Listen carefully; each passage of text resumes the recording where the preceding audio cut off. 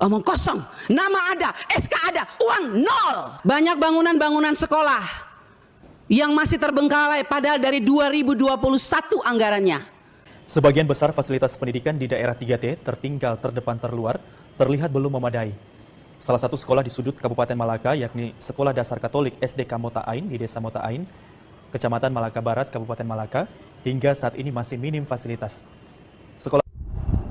Pendidikan 3T menjadi penghalang generasi muda untuk menjadi generasi yang cerdas.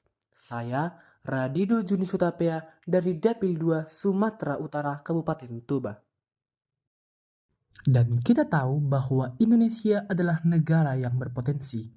Dan kita yakin kita pasti bisa mewujudkan generasi yang cerdas.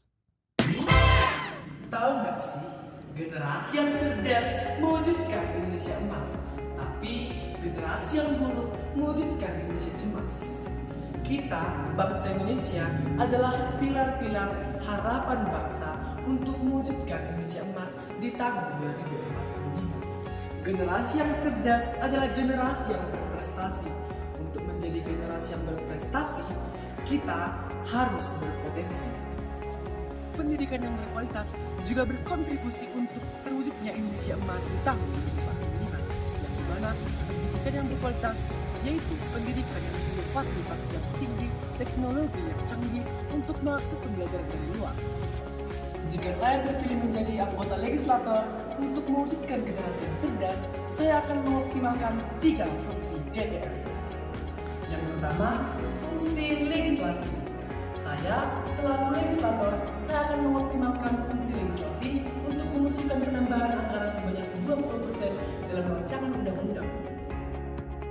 Guna membantu pembangunan infrastruktur dan sarana prasarana di daerah pendidikan 3T.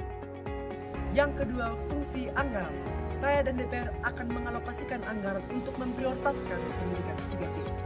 Yang dimana pendidikan 3T sangat membutuhkan anggaran untuk membangun fasilitas mereka. Yang pada dasarnya ada 122 wilayah di Indonesia yang pendidikannya 3T. Yang ketiga, fungsi pengawasan. Saya dan DPR akan melakukan pengawasan terhadap anggaran yang dikeluarkan, yang dimana anggaran yang dikeluarkan akan dipastikan tepat sasaran.